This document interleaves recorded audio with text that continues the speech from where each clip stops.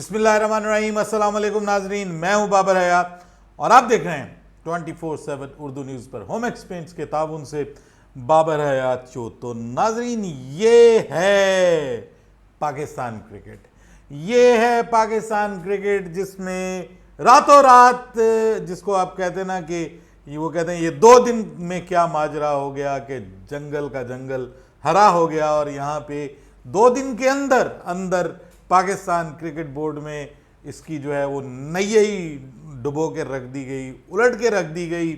और पिछली रात जो चेयरमैन था वो आज रात चेयरमैन ना रहा, रातों रात तब्दीली की गई है और नजम सेठी अब ऑफिशियली पाकिस्तान क्रिकेट बोर्ड के साथ अब उनका कोई ताल्लुक वास्ता नहीं रहा। अब वो पाकिस्तान क्रिकेट बोर्ड के चेयरमैन नहीं रहे ऑफिशियली।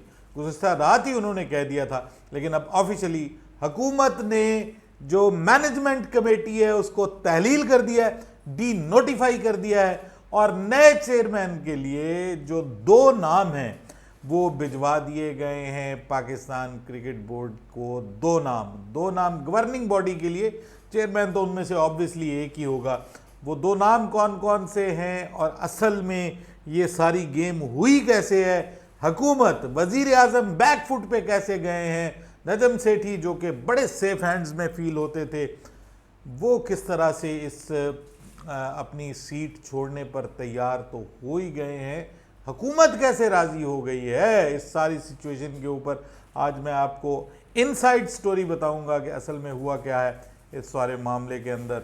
अपने सोर्सेज से ली गई इनसाइड स्टोरी आपके साथ शेयर करूंगा। बात करेंगे कि 2025 की चैंपियंस ट्रॉफी को लेकर के भी पीसीबी की जानिब से खासे एतराज़ात सामने आ रहे हैं और अभी तक पीसीबी ने जो होस्टिंग का मुआहदा है उसको साइन नहीं किया। क्यों साइन नहीं किया, इसके पीछे क्या रीजंस हैं, ये भी आपको आज के इस प्रोग्राम में मैं बताने जा रहा हूं। लेकिन आगे बढ़ने से पहले आपसे गुजारिश कि अगर आप हमारे नए व्यूअर हैं तो प्लीज़ हमारे इस चैनल को जल्दी से कर दीजिएगा सब्सक्राइब और बेल आइकन को पुश करना मत भूलिएगा। मुझे फॉलो कीजिए इंस्टाग्राम पे @बाबर हयात शो और हमारे पेज को फेसबुक पे लाइक कर लीजिएगा। तो जनाब, सबसे पहले तो मैं आपको बताऊं कि जब ये मैं प्रोग्राम रिकॉर्ड कर रहा हूं, जो एशेज टेस्ट है ऑस्ट्रेलिया और इंग्लैंड के दरमियान बड़ी ही इंटरेस्टिंग सिचुएशन में दाखिल हो चुका है। 224 पे 7 खिलाड़ी आउट हैं ऑस्ट्रेलिया के और ऑस्ट्रेलिया को ये मैच जीतने के लिए 57 रन चाहिए, जबकि इंग्लैंड को 3 विकेटें चाहिए। बड़ा ही इंटरेस्टिंग सिचुएशन में मैच दाखिल हो चुका है। सिचुएशन ये है कि इस वक्त जो है वो 20 रन के ऊपर एलेक्स कैरी खड़े हुए हैं। इनके ऊपर जो है वो सारी जिम्मेदारी है बीइंग अ बैटर, बट साथ इनके जो है वो पैट कमिंस कप्तान भी खड़े हुए हैं 6 रन बना के। अब इस वक्त जो है वो 55 रन रिक्वायर्ड हैं। सो बड़ा इंटरेस्टिंग ये मैच इस वक्त चल रहा है। मैंने कहा इसके ऊपर भी आपको अपडेट करूं। दुनिया क्रिकेट की बड़ी सीरीज हो रही है, एशेज सीरीज हो रही है। दूसरी जानिब आज जिम्बाब्वे ने नेदरलैंड को शिकस्त दी है और नेपाल ने आज यूएसए को शिकस्त दे दी है। जी, नेपाल ने यूएसए को शिकस्त दे करके अपनी क्वालिफायर में पहली जीत हासिल की है और जिम्बाब्वे ने जो है वो 315 नेदरलैंड्स का स्कोर जो है उसको चेज कर लिया due to extraordinary batting of Sikandar Raza, जिन्होंने आज शतक जड़ा है, सेंचुरी स्कोर की है। पर ये तो मैंने कहा कि आपको जो दुनिया क्रिकेट में इस वक्त हो रहा है उससे आपको मैं अपडेट कर दूं, लेकिन अब आपको बताना है पाकिस्तान क्रिकेट के हवाले से। तो जनाब, सुबह आपको मैंने बता दिया था कि पाकिस्तान क्रिकेट बोर्ड में तब्दीली हो गई है और अब ये तब्दीली कितनी तब्दीलियां लेके आती है, हम तो इस हवाले से परेशान है। दुनिया में मजाक उड़ गया जी, बन गया है मजाक। वो कहते हैं ये है पाकिस्तान क्रिकेट बोर्ड, जिसमें पता ही नहीं है कि दिन में कौन चेयरमैन है और रात में कौन चेयरमैन है।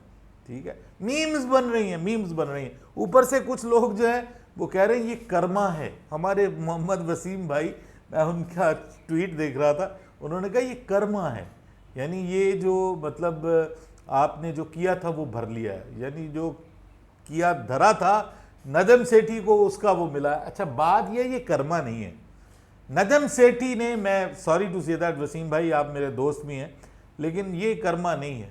कर्मा तब होता कि अगर ये भी उसी तरह रो रो के जाते जिस तरह से रमीज़ राजा ने रो रो के और पिट पिट के और स्यापा डाल डाल के उन्होंने जो है वो ये छोड़ी है, एक किस्म का गंद डाल के उन्होंने पीसीबी को छोड़ा, लेकिन ये एक बड़े डिसेंट तरीके से एक बंदे ने सेक्रीफाई किया है अपनी पोस्ट को। वो चाहता तो वो उसके लिए लड़ सकता था, लेकिन उसने कहा कि ये क्रिकेट बोर्ड का मजाक इस तरह से नहीं बनना चाहिए। मजाक एक तरीके से तो बन गया है कि जनाब जो पहले जो सब फैसले कर रहा है, भारत से लड़ रहा है, बीसीसीआई से झगड़ा कर रहा है, एशियन क्रिकेट काउंसिल में अपना केस मजबूत तरीके से पेश कर रहा है, आईसीसी के सामने अपना केस मजबूत तरीके से पेश कर रहा है, अब वो पाकिस्तान क्रिकेट बोर्ड का चेयरमैन नहीं बना रहा। तो ये मजाक तो एक तरह का बन गया, लेकिन अब अगर इस पे लड़ाई होना शुरू हो जाती आपस में तो ये कितना बड़ा मजाक होता। तो जनाब ये उसने बड़े रिस्पेक्टेबल वे में, बड़े ऑनरेबल वे में इस सीट को छोड़ा है और उसने अपने ताल्लुकात बचाए हैं, वरना वो कहता है कि जी मैं भी नहीं छोड़ता सीट, आप जो कर रहे हैं कर लें। पहले ये हो चुका है, होता रहा है पाकिस्तान क्रिकेट में। सो ये आप उसके साथ, I am really sorry to say that, कि रमीज़ राजा साहब के साथ आप कंपेयर ना ही करें इस मामले को। बहरहाल मजाक है ये क्रिकेट के साथ, ये विदाउट एनी डाउट। लेकिन इसकी रीज़न क्या बनी? अब मैं आपको बताता हूँ जनाब, इसकी रीज़न ये बनी है कि पाकिस्तान पीपल्स पार्टी और मुस्लिम लीग नून, उन दोनों में ये बहुत बड़े इख्तलाफ की वजह बन गया था। और यहाँ तक सिचुएशन पहुँच गई थी कि आखिरी लम्हे में ये तक कह दिया था कि जनाब अगर अब आप हमारा पीसीबी का चेयरमैन नहीं बनाते तो हम हुकूमत से बाहर चले जाएंगे। और उसकी उन्होंने बहुत सारी दरमियान में हुकूमत को उन्होंने ये भी कहा कि जी आप सिंध के लिए जो है अपने बिलावल जरदारी साहब, उन्होंने एक आध बयान में ये भी कहा कि सिंध के लिए जो है वो जब तक आप पैसे अनाउंस नहीं करेंगे हम उस वक्त तक जो है वो बजट नहीं अप्रूव होने देंगे। फिर वो बजट इजलास में शरीक नहीं हुए, बजट के जो डिस्कशन है उसमें उन्होंने शिरकत से इनकार कर दिया। ये सारी जो थी ना जी चीज़ें, वो यही थी कि जनाब इशारे यही थे कि जनाब अगर आपने हमारी बात अब ना मानी तो हुकूमत निश्ता, हुकूमत ख़त्म हो जाएगी, पूरा मुल्क डिस्टेबलाइज हो जाएगा और पाकिस्तान एक ऐसी सिचुएशन में चला जाएगा कि जहाँ पे पता ही नहीं चलेगा कि आगे करना क्या है, आगे होना क्या है। तो ये जो सारा मामला हुआ है, उसके बाद फिर आखिरकार जो समझाने वाले हैं उन्होंने समझाया है कि अनोखा लाडला खेलन को मांगे चांद, तो इनको चांद फिलहाल दे दिया जाए, बाद में देख लेंगे। फिलहाल इनको चांद दे दिया जाए क्योंकि पाकिस्तान क्रिकेट बोर्ड से बड़ा मामला इस वक्त पाकिस्तान को चलाना है और ये मजाक नहीं बनना चाहिए पाकिस्तान का। पाकिस्तान के लिए क्रिकेट बोर्ड को सेक्रीफाई करना पड़े तो कर दीजिए, ये कहा गया है। और इसी वजह से फिर नजम सेठी साहब ने भी बड़ा रीज़नेबली, बड़ा रिस्पेक्टफुली उन्होंने स्टेप डाउन किया है और एक ट्वीट किया उन्होंने जिस पे उन्होंने कहा कि जनाब मैं अपने ओहदे से फारिग होता हूँ, मैं अपना ओहदा छोड़ रहा हूँ। सो ये सारी पूरी की पूरी कहानी हुई है। अब कोशिश यही है, दुआ यही है कि यार ये कोई बहुत बड़ी तब्दीलियाँ ना आए अब क्रिकेट में। जो सिस्टम जिस तरह से चल रहा है उसको चलना चाहिए, वर्ल्ड कप तक तकरीबन उससे सारे सिस्टम को चलना चाहिए। जो पिछला चेयरमैन जो भी डिसीजन करके गया वो अच्छे डिसीजन करके गया, बुरे डिसीजंस नहीं करके गया। उन डिसीजंस को जो है वो कंटिन्यू करना चाहिए। नए चेयरमैन का मतलब नॉमिनेशन हो गई है, ज़का अशरफ साहब हुण आराम है, हुण सकून है तुहानू।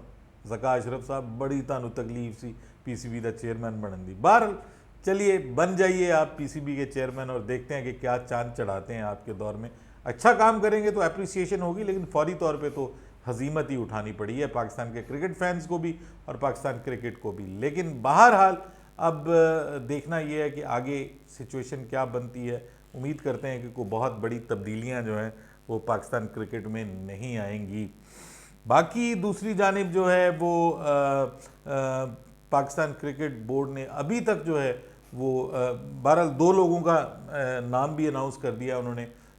एक तो मुस्तफ़ा रमदे साहब हैं, खलीलुर रहमान रमदे के जो बेटे हैं। खलीलुर रहमान रमदे जो एक जज थे, इफ्तिखार चौधरी के साथ बड़े मशहूर जज थे। अगर आपको सियासत से थोड़ा दिलचस्पी हो, उनके बेटे हैं मुस्तफ़ा रमदे, ये भी वकील हैं, बड़े वकील हैं अपने बाप की तरह। उनको अनाउंस किया गया है गवर्निंग बोर्ड का मेंबर, और इसके अलावा साथ में ज़का अशरफ है। और कुछ लोग तो कह रहे हैं इन दोनों के दरमियान मुकाबला भी हो सकता है, यानी ये दोनों उम्मीदवार खड़े हो सकते हैं और फिर वोटिंग होगी कि कौन इनको वोट करता है। जहाँ पे वोटिंग हो, आपको पता है जरदारी साहब तो सर किंग हैं इस मामले में। वो मैंने नोट वखा मेरा मूड बने वो वाला हिसाब किताब है, वो तो सब चलता है सर। बहरहाल अब जो सिचुएशन है वो आपके सामने है, उम्मीद करते हैं कि ये पाकिस्तान के लिए बेहतर हो। डाउटफुल हूँ मैं थोड़ा सा, मुझे मतलब दिल मेरा घबरा रहा है इस मामले में। बहरहाल अल्लाह बेहतर करे। और दूसरी जानिब अभी तक पाकिस्तान क्रिकेट बोर्ड ने जी जो वर्ल्ड ये जो चैम्पियंस ट्रॉफी है उसके अभी तक होस्टिंग जो डॉक्यूमेंट्स हैं उनको साइन नहीं किया। इनको भेजे गए थे, इन्होंने कहा जनाब इसमें कुछ इश्यूज हैं। इश्यूज क्या थे कि भारत अगर पाकिस्तान नहीं आता तो देन जो जो ब्रॉडकास्ट राइट्स हैं उसमें जो नुकसान होने जा रहा है उसका कौन खुमियाजा भुगतेगा, उसका कौन जिम्मेदार होगा, और जो ब्रॉडकास्टर्स वाले मामलात हैं वो क्या कौन जिम्मेदार होगा, जो पाकिस्तान इंडिया के मैचेस ना होने से जो टूर्नामेंट में नुकसान होगा वो कौन जिम्मेदार है। ये सारी डिटेल्स जो हैं ये पाकिस्तान क्रिकेट बोर्ड ने मांगी थी।